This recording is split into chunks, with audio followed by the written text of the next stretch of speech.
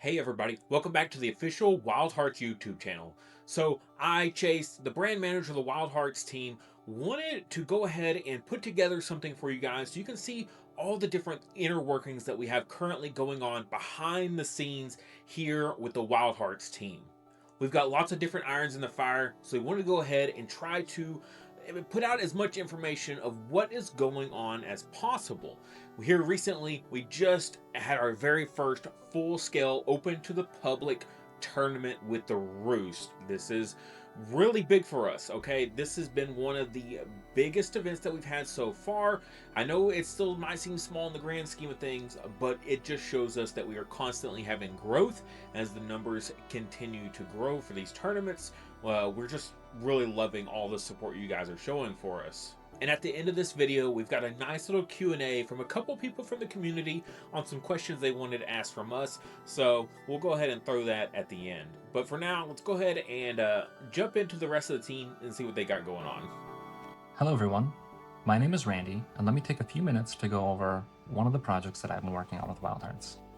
Wildhearts has recently launched its Ambassador Guild program, and I think that program is a really great way for Wildhearts to collaborate with content creators and show that we understand that making content is a lot of work and to reward them for that. So with Series 0 being fulfilled and us moving into Series 1 spoilers, content creators that are part of the program will get first access to the spoilers for Series 1. In addition, once they have done the work and we're fulfilling Series 1 and this program is moving on to the next one, the content creators that are part of the program will get a custom mat, a custom card, their choice of a Tamer Challenge or starter deck, and a booster bundle. And what the content creators in this program have to do is they have to make some videos. Now, the videos outlined on the webpage is 4 long-form videos, 10 short-form videos, and 4 live streams.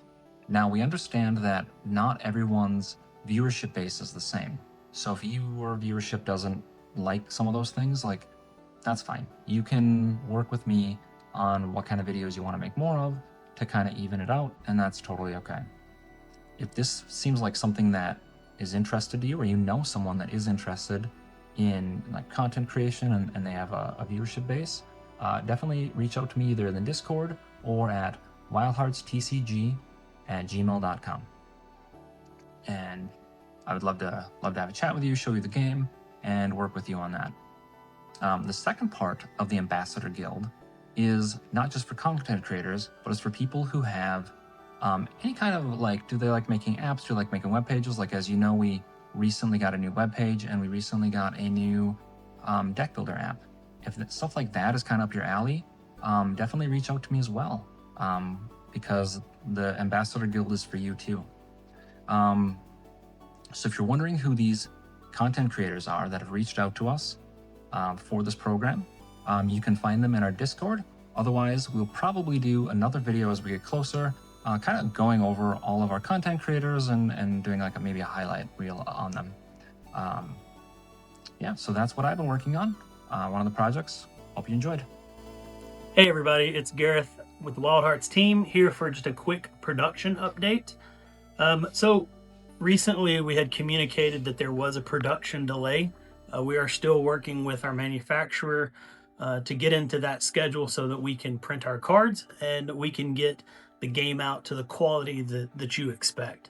And so we are waiting on just a few more things from the manufacturer as far as getting the foils completed and the loose cards ready to go for our 2-player starter sets and for our booster packs. In the meantime, we are working hard at really evaluating all of our products. This delay, we've taken it and we've really tried to look at every single one of our products and see, can we improve in those? Is there feedback from the community that we can apply to those particular instances? And so for us, we've moved forward with a couple of new designs. And so we kind of want to just have a quick conversation and kind of share with you some of those designs and some of the things we're working on from a production perspective. So if you want to bring the camera around here. So one of the something as simple as our booster pack, something that speaks to us every single time. We really looked at the quality that we were putting out for Academy. Our previous product, where we kind of tested out these packs, and we loved the recycled material, we loved the packs, but there really was a stark quality concern when it came to some of the bleeding from our stamps. And so you can see from the picture on the right is the booster pack that went out with some of our Academy campaign, and the booster pack on the right is the material that we're going to be moving to. So we're still going to stay true to our recyclability and our paper products, and so we are going to still have paper packs. But not only is the pack smaller, and so there is less potential damage of card shifting, but also the stark difference of that white, it allows for our art to really pop. And so we really wanted that rapture to be able to, and all the designs that the art team put into that, to be able to kind of come through. And so we are excited about something as simple as the booster packs and everything that we're doing, the intentionality, even something as when it comes to brand consistency. So previously in our Foundations edition, every 2-player starter set came with this punch board that represented our initiative token. And so what you'll see here is that from a branding perspective, it went from Wildhearts TCG to the Wildhearts trading card game. And this was something that was important to us because we wanted to make sure that in everything that we're doing, whether it's the website, whether it's how we're communicating as a team, whether it's the Roost events, there is a sense of brand consistency. And so every little thing is being looked at, every little thing is being improved upon where it can be improved upon. And then we get into the boxes. So previously we had double tuck boxes. They functionally worked fine, but we thought to ourselves, what way could we improve? And I'm sure the team will be putting in some renders and some other graphics, but I wanted to show you that we are constantly working with improving our products and everything that we do. We want to give back to that community that has supported us in this. And so we are looking at moving away from the double tuck boxes and moving towards more of a rigid, almost like a storage box. And so both the booster bundles, which is what you'll see here, and these are 8 packs, and then also to our new 2-player starter sets, you'll be able to have them together, and it'll be 2 60-card decks. And so instead of it just being, cards together, the other thing that we're excited about is we've redone our rule book. And so it will no longer be the pamphlet, which was kind of a folded up piece of paper in our 2-player starter set. We're now moving towards a new rule book. And so we'll be able to share those images as well. Very excited about how those have come together. And then also anytime that from a production perspective, I'm allowed to brag on and be able to incorporate more art into different production products, the better for me. And so I love to be able to insert that as much as possible, and we've really been able to do that with the new rule book that we've added and since we've replaced the other fold out. And then from a production perspective, we're also constantly always working on other initiatives, such as our Roost events. So we do have different pins that we're in the process. I kind of want to just tease those. And so this is our dragon pin that we have for our Roost events that are organized play. And then we also have the other dragon pin that we're also working on that is going to be going out to people who compete and do tamer points and really try to work through that leaderboard. These are the things you're competing for. And so we don't just put renders up. We're not just trying to put things up that look pretty. We want them to be functional. We want them to be the highest quality. And so we're constantly working behind the scenes. And so I just want to say thank you to everyone who has joined us on this journey. We appreciate every single one of you, and we are constantly working to better, to make Wildhearts better. Hey guys, art director here, coming in. We got a lot going on. So I got a lot to show you, but I was asked to do a little tour of, obviously directing all the art takes up a bit of time, bit of energy, but I also do some of the art myself. So that being said, I'll walk you through some of the studio stuff so you can see. Right now I'm working on something on the desk. We got some thank yous that I'm making for people, smaller canvas stuff, just, you know, cool sketch stuff. Can never go wrong with the smaller canvases. Those are easier to ship with people's pledges and stuff. So do a couple of those as thank yous. We're gonna try to do a couple of those, I think, every campaign. So we will have, you know, backers that just go above and beyond for us, whether it's promoting the campaign or whether it's, you know, the products that they pledge for specifically. And if there's people, you know, on staff, maybe sometimes that I can send stuff to. But yeah, you can see workstation here. I mean, I got my light. This is the physical workstation by the office. So we can keep the markers, we can keep all of our, you know, watercolor pens and stuff. We can keep all those on the table.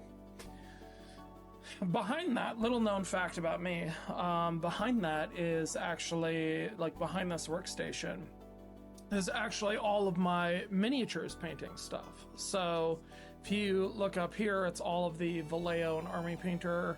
There's all my brushes, and then you have all the Citadel stuff on the racks on the wall here. So I actually paint minis. Like that was how I got into just doing the art and stuff in general, was minis. So let's take a walk though.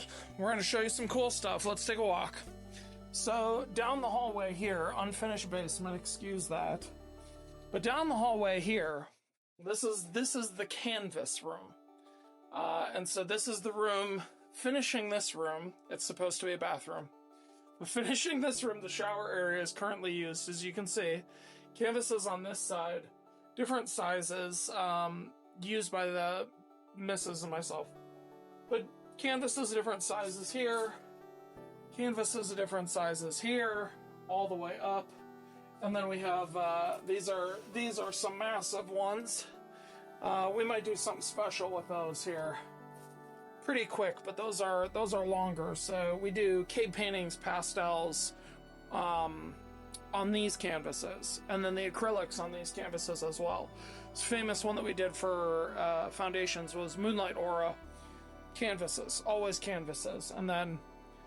Because the basement has its own ventilation, during the winter time here, you can hear the fan, but during the winter time, if I have to spray something, treat something, get something ready, that's the room that we do it in. You're gonna notice paintings on the background. Yep, there's paintings all over on the walls on the background. Now we're into the actual craft room. So painting table in the middle of the room.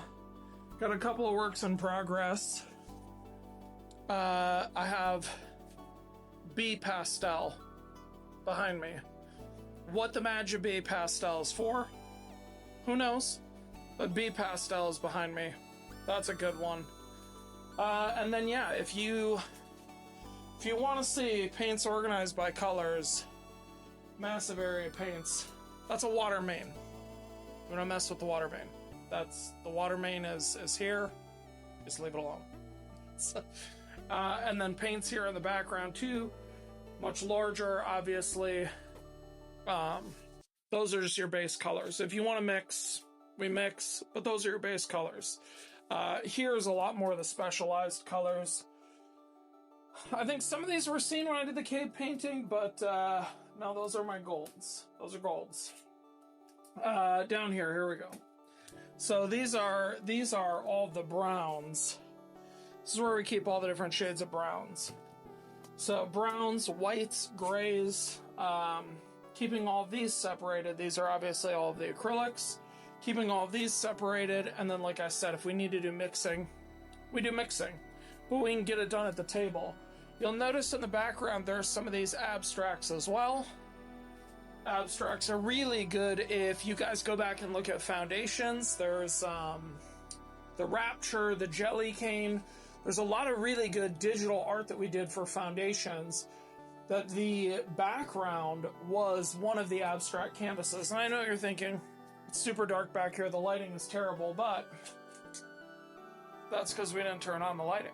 So once we turn on the lighting, everything pops. So this is kind of the art studio in the background. This is, like I said, this is where a lot of the bigger pieces get done. Now the smaller pieces, I've got this Sune canvas I teased a while back that's just sort of a rough sketch. The smaller pieces like that, and this snake, but the smaller pieces like that, those get done at the desk. You know, bigger pieces, all that stuff have to get done in that back area. But the smaller pieces, those can all get done at the desk. And at the desk is also obviously where our normal workstation is. So let's take a look at our normal workstation. Okay. So when we go through the process of laying out the art for a series in Wildhearts, as the art director, what I end up having to do is basically take every card that was designed for the set, every title for the cards for the set, and aside from, you know, obviously, here's what we want the card to look like. Here's the tamer from the lore that we want to be on this tamer card. Here's the creature that we want from, you know, there's a really good example of a card in Foundations. We're doing an alternate for a card called Double-Edged Hit. And Double-Edged Hit in the 2-player starter set is, of course, a Kindolf slamming into a Warder. And the card itself is meant to be a choose one. And translating that to art, we need the creature that is attacking to be incurring some kind of penalty as well, because the design of the card is that you're either moving the creature and giving, you know, a reduction of power to a creature, or you're removing one of your own creatures, you're KOing it, to KO a creature that's already has negative power on it. And so translating that to art, the alternate art that we did for it, direction-wise, was what if we took a Tortu, and what if we took the Pandarlet? We already knew the Pandarlet was going to be in Foundations, because Valentina is in it, and that's one of her familiars. And the Tortu being one of the most defensive creatures in Tetram, we thought, what a great example on that card to have Double-Edged Hit again, because even though the Pandarlet was kicking him with all of his might, you could very well in your head do the math of that's going to hurt the Pandarlet's feet as well. And so now we have a card where, you know, both parts of the choose one make sense. And so a lot of the times what we'll end up doing is we'll end up taking cards. You guys will notice on my desk, I actually have cards. This is Series 1. This is Series 1 off to the side. This is all the current stuff from Series 0. These are all the future series. And we'll end up communicating and laying out who's going to be doing what pieces of art for that series, the main, the alt art, the alphas, because we have that special familiar variant. And then we'll end up laying out which styles, and when we go to the computer here in a second, I'll end up showing you a couple of these styles. But some of these styles obviously take up space. You know, we look in the physical art space back there. Some of these take up space. We have to be able to store these physical pieces of pastel or watercolor or acrylic somewhere. So we do about half and half currently of our art is digital and half is physical. And that's a really good cadence for us as well, time-wise, because obviously digital art takes most of the team less time than physical art does. And I think physical art, for me, I would say it's about equal. It depends on the size of the canvas. You know, if it's something like this that you can throw together, that it's, you know, you're just trying to do something smaller, that's fine. But if it's something with the intention of like our playmats or something that's meant to scale up, doing physical art is going to take longer, because obviously the size of the canvas, we want it to look good and we want it to look really high quality. Harder to do that if you're using a smaller canvas and then you're trying to blow the image up, obviously, into something much larger. Okay, so that is a peek behind the curtain, and then before I sign off and send it back to Chase, I just wanted to show again. So we did a bunch of cave paintings for Series 0. And those cave paintings, the previews were everywhere. The cave painting style exists in every series alter set 1. But this is sort of why we say we do half and half, because this is basically one series worth of digital work. Like, all of this gets, you know, safely wrapped, safely bundled and treated, and all of that has to get stored. And so if we had to store every piece for every series that way, obviously you can imagine, like, just the sheer volume of storage. And yeah, so that then which pieces we pick to do digital and which pieces we pick to do physical, all of that is with intention. You know, if a piece has a physical main card, like if the normal version of it is physical, then we'll usually try to do something digital. If it has a digital main card, we'll usually try to do something physical. And that's kind of how we, you know, sort of split, you know, the half and half aspect. Obviously, it's not, I don't think it's a true half and half. I think it's like 50, 55, 45, but still more than I know how to store. But yeah, that is a tour around the art director's, you know, art stations and stuff. I hope you guys got some enjoyment out of taking a look behind the scenes. And thank you so much for putting it together, Chase. Back to you, bud. Wow, that was definitely a whole lot of stuff there coming from Chris. I hope that was all really informative for you guys. I know even I learned a lot on that one, so I really appreciate that, going so in-depth for us, Chris. Greatly appreciate it. But now let's go ahead and move on to that Q&A for you guys here to wrap up the video. So Simba wants to know how he can obtain cards besides just the booster packs.